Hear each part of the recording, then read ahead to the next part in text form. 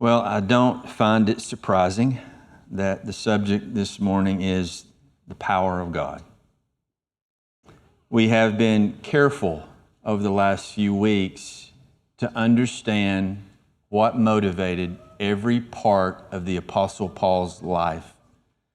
Those 5 precious words not only became the content of his preaching, but he was so convinced that the power lay in Jesus Christ and Him crucified, it formed how he preached. And I think that's the most difficult thing to grasp. But what I mean by that is this: he proclaimed it, he called people to trust in it, and he prayed desperately for the faith to trust in Jesus Christ and Him crucified alone. And then Paul went so far as to say, or to take those words up himself, saying that I will preach faithful to those 5 words, because I will appear before you in weakness and in fear and trembling, being careful not to trust in myself. Because Paul understood there is no power in a man, period. And therefore, Paul, as the Puritans used to say, worked up within himself a fear and a trembling as he stood before whoever it was to proclaim the gospel. Now, he finishes up the reason for it with giving us 2 reasons, and they are the only reasons and the only power made available to us that can ever change a man's heart. Notice what he says at the end of verse 4. My message and my preaching were not in persuasive words of wisdom. There's no power there whatsoever, but strong adversative, but rather instead demonstration of the Spirit and of power. It has to be those 2 things. If it's not those 2 things, read the next verse and you'll understand the danger. If it's not those 2 things, so that your faith would not rest on the wisdom of men. If it's not those 2 things, your faith will rest in something else, and it will produce a false faith. There's only 2 resources that we have to produce a genuine faith, and that is the Spirit of God and the power of God, and in that we rest alone. Now, Paul's about to take up the Spirit of God, so I'm not going to do that this morning. We'll do that. I don't know if I can cover it in a week, but verses 6 through 16, Paul's like, I'll tell you about the Spirit. I'll describe to you the ministry of the Spirit and what He does. And that's where we are going. But I was left to ponder this week on the word power. He mentions it 4 times as you walk through these passages. In fact, he begins this thought back in verse 18 of chapter 1, where he says, for the word of the cross is foolishness to those who are perishing, but to us, the church, those who are being saved, it is the power of God.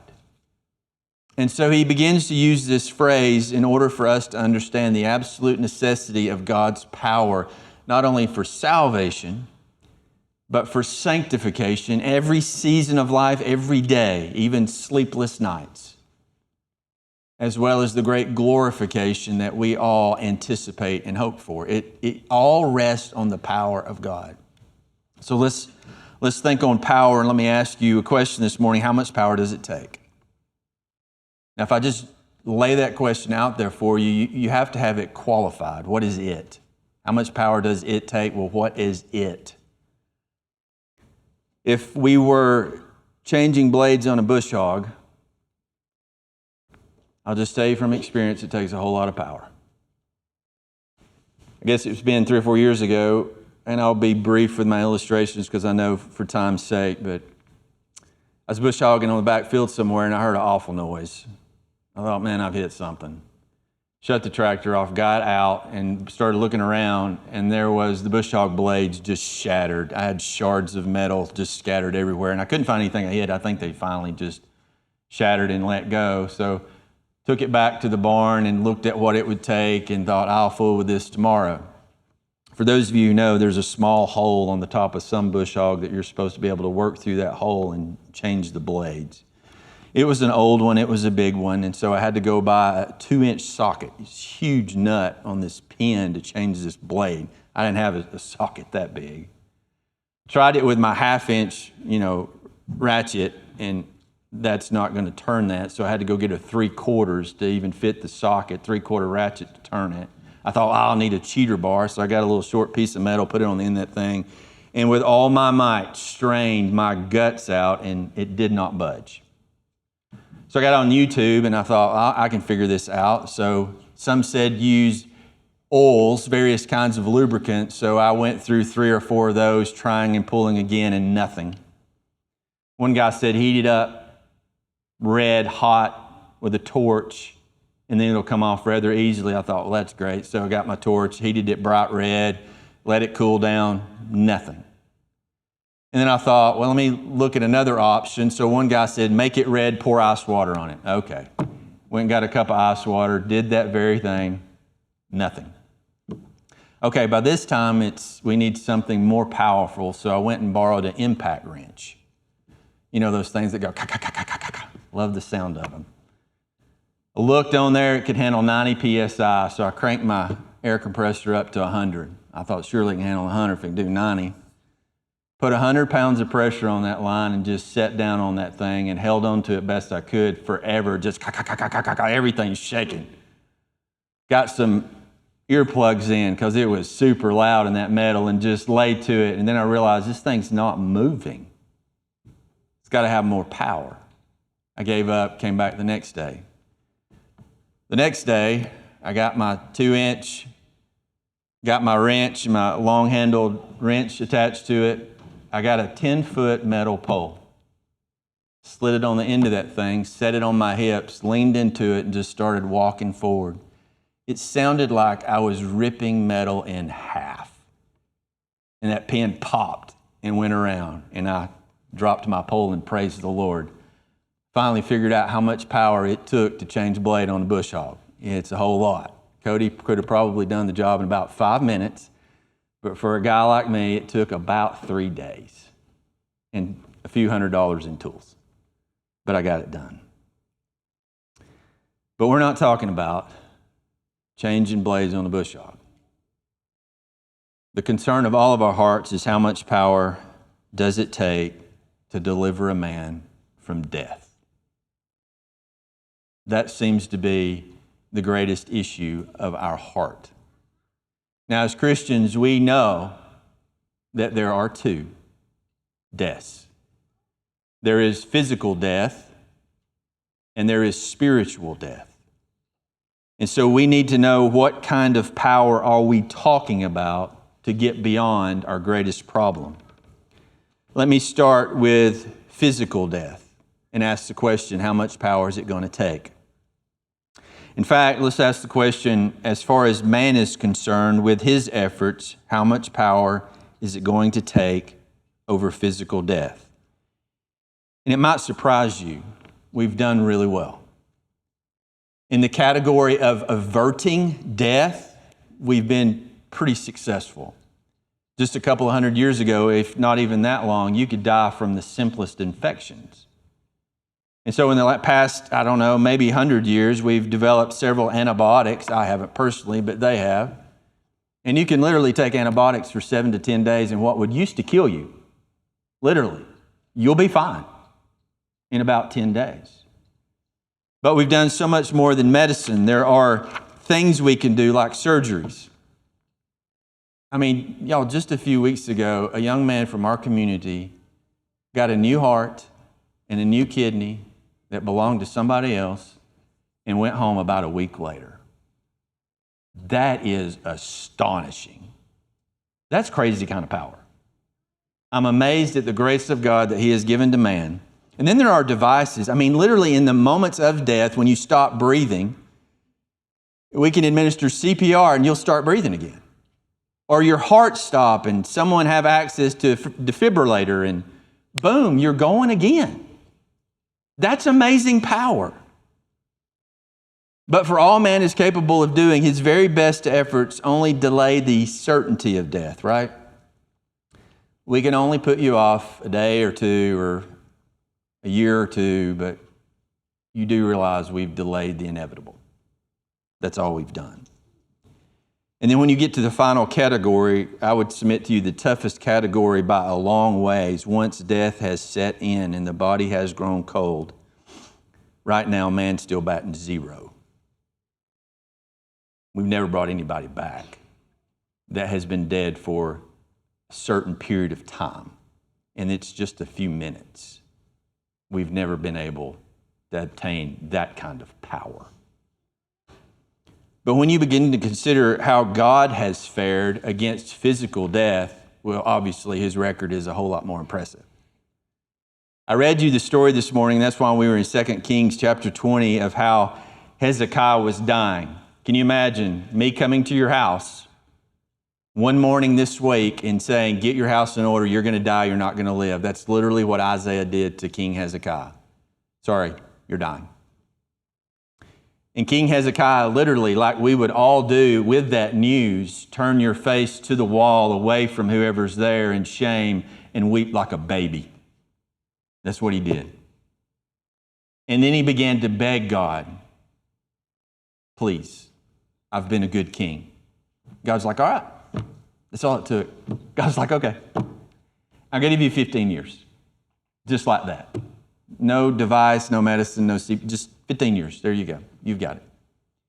But the power shows up when Hezekiah asks the question, I need a sign. Can I have a sign, please? And Isaiah said, all right, you got a staircase there with the sunlight coming through the window, and you watch every evening as the sun works its way down the steps and the shadow grows longer. Let's make the sign, the shadow run up. Literally, I know in our minds, God's going to take the sun and move it back to the eastern sky, but we understand enough to know that the Lord would lay his hand on planet Earth and go, whoa, whoa, whoa, whoa, whoa. We're not going to rotate that way right now. We're going to walk back just a little bit, 4 steps, and then we're going to let you go back. That's what God did. God grabbed the earth, stopped the rotation, spun it back just about 4 steps worth, which was literally just a few minutes. And then he took his hand off and let it run back down the step like it does every day. That's quite a bit more power than anything we've ever been able to touch. Well, what about bringing God into the category of keeping death from inevitability? Hopefully 2 names just popped into your mind. There were 2 men that God says, no, you're not going to die. The first of those men is found in Genesis chapter 5, verse 24, where it says this, Enoch walked with God, and he was not, for God took him. Literally in a sea of obituary, of death after death, we've got one man who was walking down the road one day, and the Lord said, okay, you're going with me. And he did not die. Another man is in 2 Kings chapter 2, verse 11. This time 2 men were walking down the road, Elisha and Elijah. And as they were walking, they were talking, just like any 2 people would do. And suddenly there appeared a chariot of fire and horses of fire, which separated Elisha and Elijah. And Elisha went up by a whirlwind to heaven. That by far has to be the best exodus of the whole Bible. I mean, I'm just having a conversation with my friend, and the coolest of cool chariot shows up. The thing's literally on fire. God says, hop in, and I just ride on up to glory. That'd be an awesome exodus for any of us. Now, you'd have to talk to Johnny or Travis about possibly when these 2 men might show back up and actually face death. Maybe somewhere in the book of Revelations as 2 witnesses. I'm not for sure. We're not told. But those are the only 2 men I know where God says, no, you're not going to die. Not yet. Not yet. Well, what about when the body's cold? How has God fared when the minutes have gone too long and it's an absolute impossibility to do anything at that moment? Well, there's a little girl one day, and Dad was obviously quite upset, as any of us would be. She was sick when he reached Jesus, but before they started on the way, someone came and says, "Your little girl, she has died." And of course, the man was absolutely filled with anxiety and sorrow. You can imagine, well, I guess I can't. And Jesus simply told him, "Now don't worry." And so by the time, however long that took, we don't know, Jesus showed up to the house. She had been dead for the minutes of the trip. And Jesus walked in the room and said these words, "Little girl, I say to you, get up." The 11-year-old little girl popped right up. Now, to extend the time, the second time that we see the Lord do this, he is walking down the road and he comes across a funeral procession. She's referred to as the widow of Nain because she only had a son that was left, and he had been dead long enough that he was actually on a board or a bier being carried toward the graveyard in order to be buried. It had been long enough for us to have a funeral and go through the mourning and put him in a casket, so to speak, and we're on our way. Jesus walked up, laid his hand on the bier and said, "Young man, I say to you, get up." Popped right up. Never seen anything like it. People were absolutely astonished, as well as they should have been. The third one probably is even more impressive. A man by the name of Lazarus that you're very familiar with. He had been dead 4 days. And that was of necessity because they thought 3 days we might be able to do something. I really don't know why they would ever think that. But 4 days was absolutely out of the question, and Lazarus had been in the tomb for 4 days. When Jesus came up, he said in a loud voice, "Lazarus, come forth." The dead man came walking right out of the tomb, still bound up, hand and foot with wrappings, and Jesus said, "Unbind him and let him go." Now, we're talking about a power that we don't understand. And to beat it all, after 3 days, he raised himself. We cannot comprehend this kind of power. And not to be emotional, but just to turn your heart for just a moment towards someone that you have lost, that you dearly miss and love. You do realize if Jesus had said their name, not that that would be required of him, but he could have literally said, "Hey, Billy, get up." And up Billy would pop. That brought a question to my heart. If God can so easily overpower physical death, then why don't he do it? And the answer came just as quickly as the question. Why would I ever give myself to doing something so insignificant? It's like someone going off to medical school and becoming a brain surgeon and then devoting himself to taking care of people with hangnails for the entirety of his life. Physical death is absolutely no big deal. Spiritual death is by far the greater problem. When you compare the two, they simply do not compare at all. One is temporal, one lasts about 70 years or so, and the other is absolutely eternal. Not only are the two incomparable in importance, but they are also incomparable in the power required. Incomparable in the power required. The great need of the great power is absolutely evident to cause a man to be born again and be given a new heart. God so easily speaks a name in someone that has been dead for I don't know how long, up to 4 days. You do realize I could go to the Old Testament and say, well, we've decayed. And God did the same thing, but it's just so easy for him. To give you an example of how much power spiritual life is going to be, how immeasurable this is, let me take you back to Egypt. To deliver God's people from Egypt, He performed 10 terrible plagues. And He did so to separate or distinguish His people from Egypt. The plague would pass, not touch His people, and decimate the Egyptians just by God saying the word. They left from there and they crossed the sea on dry land, only to turn once crossing and see the entirety of their enemies be swallowed in a moment because God returned the sea. Even more power. There was a rock.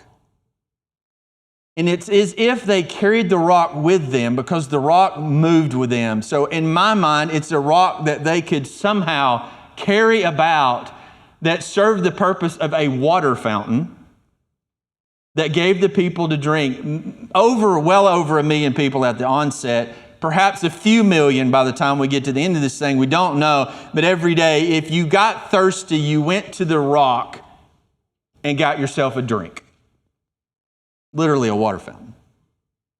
Every morning, the power of God, bread was lying on the ground for food to eat. And then they got to a mountain where God descended, and there was so much power. The mountain itself was shaking. The top of it was on fire. And God said, "Don't you dare touch this mountain or you will immediately die." In other words, when He showed up, it all began to tremble. There was too much power for the creation to take. And these people saw it all. And you would think that all of those demonstrations of the power of God would change a man's heart and bring him to faith. But their response to all that tremendous power was this: "Come," they said to Aaron, "make us a God who will go before us." Oh, you got to understand, to change a man's heart is going to take a power that we can't even begin to comprehend. So how has man fared? So let's go to man and then we'll go to God. How has man fared in this greatest endeavor of overcoming spiritual death? Because he didn't do so bad with the physical. How does he do with the spiritual? Well, you've got to consider the state of man first before you can see how well he's fared, because the spiritual state of man is absolutely overwhelming. He is not dying. We were all born cold and dead. That's Ephesians 2. You were born too late. You weren't born gasping for air. You weren't born and your heart just stopped. You weren't born with an infection or a disease that the doctors would say, I've got a shot of this medicine, it'll perk them right up. You were born long since dead to the things of God. What's more, according to Acts 26, you're under the power of Satan. What's more, Colossians 1, you dwelt in darkness. What's more, Romans 5, you were under condemnation. And what's more, lastly, in Ephesians 2, you were born having a nature that deserved the wrath of God. That's how you came into the world. And that's how you walked around in this world before God in His power moved on you. Now, it really becomes silly to think that man can do anything at this point to overcome the power of spiritual death. But believe it or not, he has tried and he continues to try today, because this is what man thinks. If I am a good person, I can overcome spiritual death. Now let's just use that logic for just a second and make this statement. If I am a good person, I can overcome physical death. I mean, if you can overcome spiritual death, it's going to be easy for you to walk out of physical death. Easy.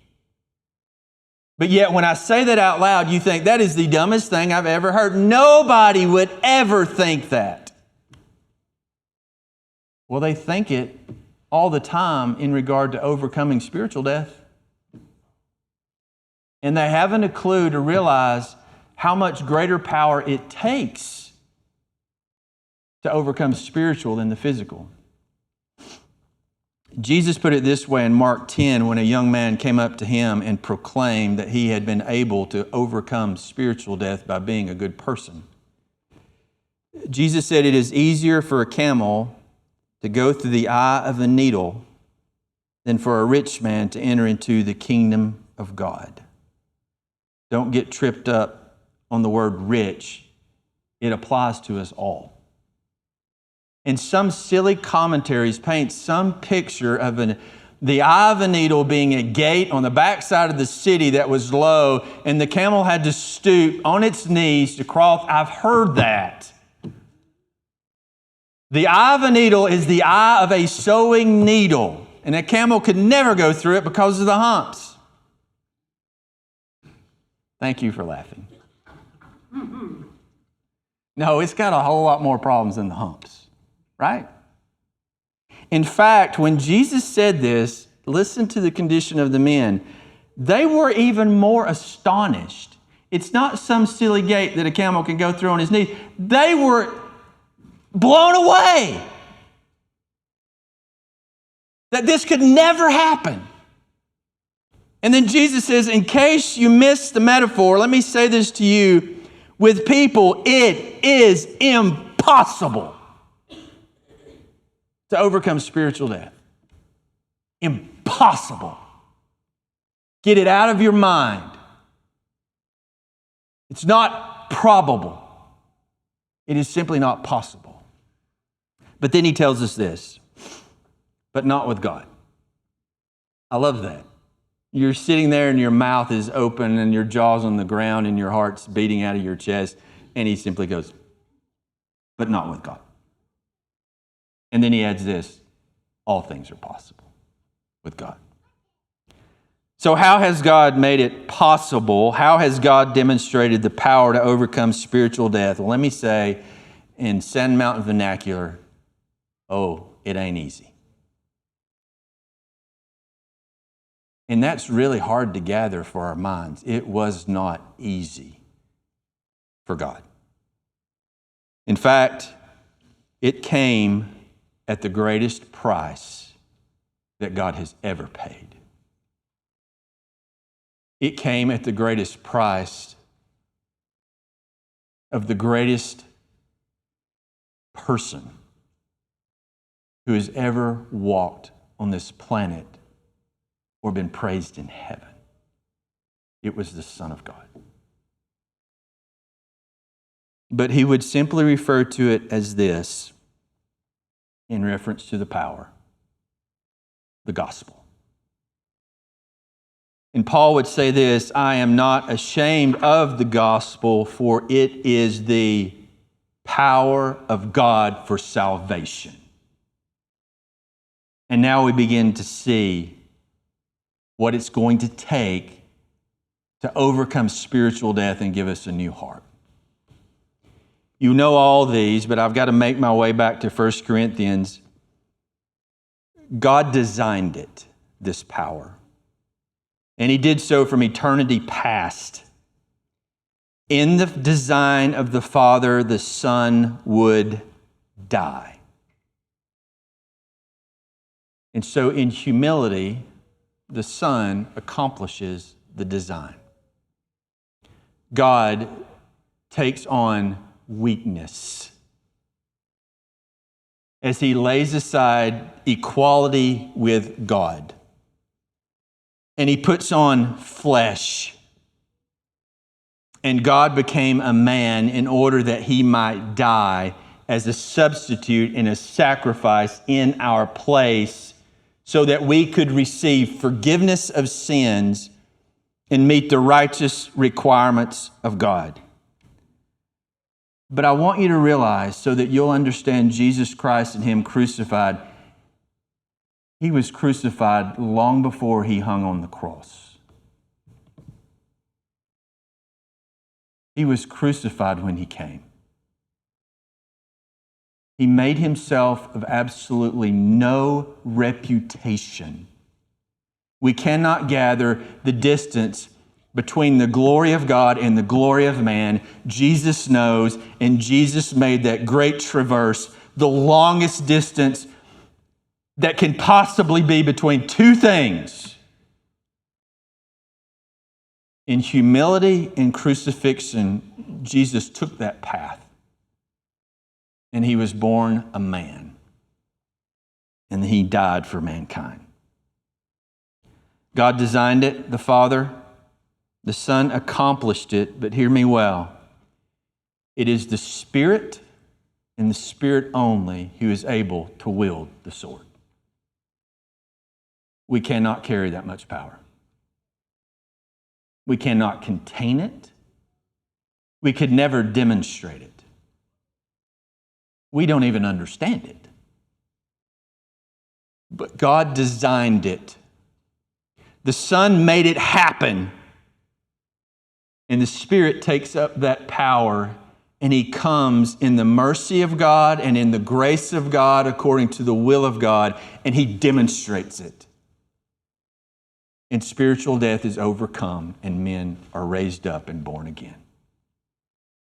As Paul would say, if you'll notice with me again in verse 2 or chapter 2, verse 4, and my message and my preaching were not in persuasive words of wisdom. Paul's like, you want me to rely on the power of men to overcome spiritual death. Don't make me laugh. And I'm sure with deep frustration, he watched the church at Corinth turn toward the power of men to overcome something they couldn't comprehend. And I asked the Lord this morning to forgive the church for relying on such a silly, weak thing to overcome something so powerful. Notice what Paul says back in verse 4. It was not that, but rather instead in demonstration of the Spirit who can carry it and the power which accomplishes it.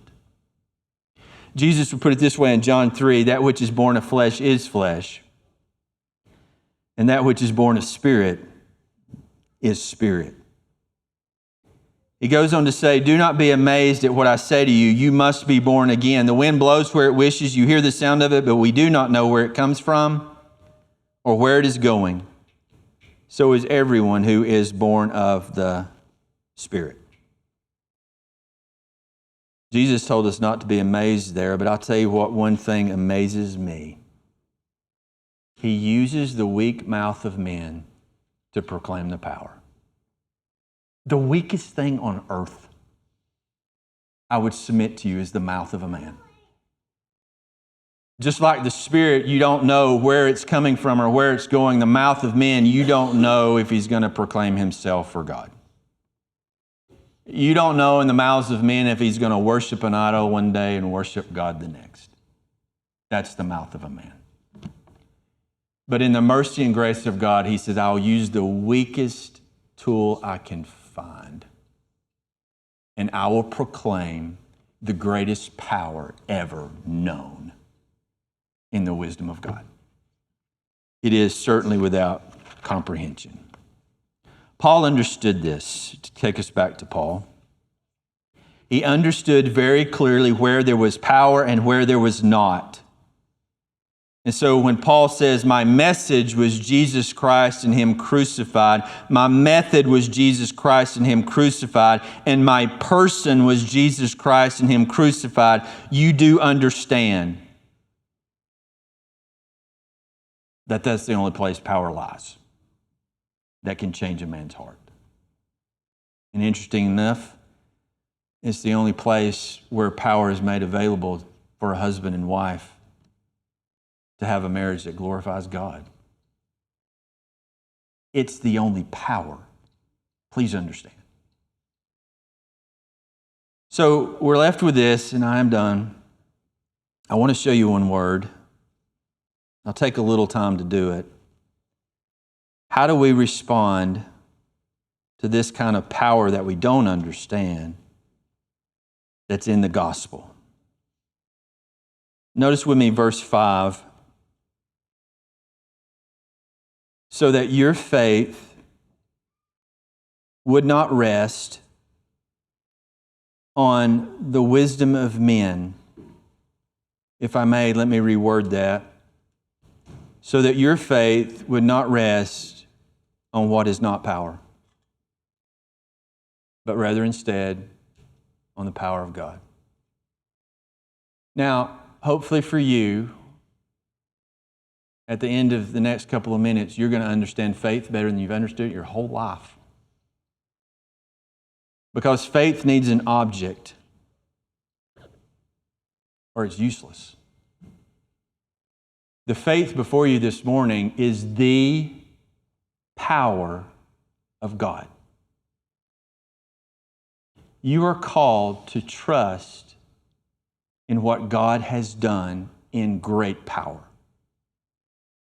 You are called to trust in Jesus Christ and Him crucified as the only hope of ever being delivered from the greatest death. That's all faith is. Before you came to Christ, you trusted in a different kind of power. You trusted in your own ability to make yourself acceptable in the sight of God. You trusted in your own goodness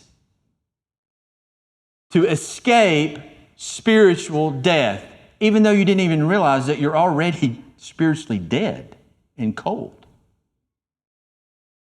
But once, by the grace of God, you saw the glory of God in the person of Christ and you ran to Him, your faith rested in the power of God.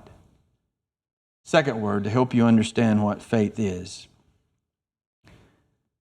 I think this will help you. In the Greek, it's eimi or eimi. Eimi. E-I-M-I. E-I gives you the 8 sound, and then you have the long I, a-me. It's in the present active, which means this is your way of life. This is the practice of life. This is how you do. In the Legacy Bible and the Young's Literal, it simply says this: your faith would be in the power of God, which is very helpful, and that's as technical as you can get. The King James says this: your faith would stand, which is interesting. That's one of the only times they translate eimi as the word stand. Your faith would stand in the power of God. That's a beautiful picture, right? Because without that, you can't stand. But in faith, I stand in His power, not mine. Believe it or not, I think I love the NAS and the ESV the most because, again, they translate it differently than they do anywhere else in the Bible, but they're trying to get us where we need to be. Your faith would rest in the power of God. I don't know that I've more clearly explained faith, or understood it at least, in my lifetime. Because I know there's a power. And He's demonstrated it. And He wouldn't have had to do it if it was just physical death. He could have just simply said, Joey, come on, get up. And I would have gone. But my problem's not physical, my problem's spiritual. And so He said, son, you're going to have to die for joy. Or He'll never overcome the power that holds his life. And so in the grace of God and the mercy of God, He puts before our hearing the gospel, which is the explanation of the power of God. And in the mercy and grace of God, He says, I want you to rest in my power. Now, I want you to realize Jesus Christ and Him crucified is power that is available to you this morning. Young folks, hear me well. I'm just calling you to trust and rest in God's power. Saints, same call. Because we do not know what this evening holds or tomorrow holds.